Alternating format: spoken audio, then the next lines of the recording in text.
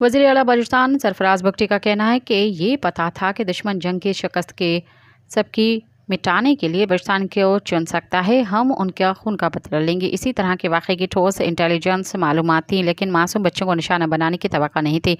बच्चों को बेदर्दी से शहीद और ज़ख्मी किया गया। दुश्मन इतना गिर जाएगा कि मासूम बच्चों के सॉफ्ट टारगेट चुनेगा।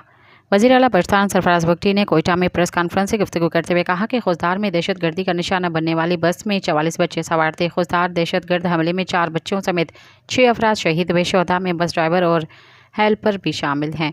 शदीद ज़ख्मियों को एयरलिफ्ट करके CMH कोयटा मुंतकिल कर दिया गया है। हम उनके खून का बदला लेंगे। जिस तरह ट्रेन वाक़े नौश के वाक़े में मुलव्वस दहशतगर्द जहन्नम वासिल हुए, इसी वाक़े में मुलव्वस अनासर को भी जहन्नम वासिल किया जाएगा। जिन्होंने यह हरकत की है, हुकूमत और रियासत उनको चुन चुन कर जहन्नम वासिल करेगी। सब्सक्राइब कयो अवामी न्यूज़ HD के ऐं ताज़ा तरीन ख़बरुनि लाइ ॾिसंदा रहो अवामी न्यूज़ HD।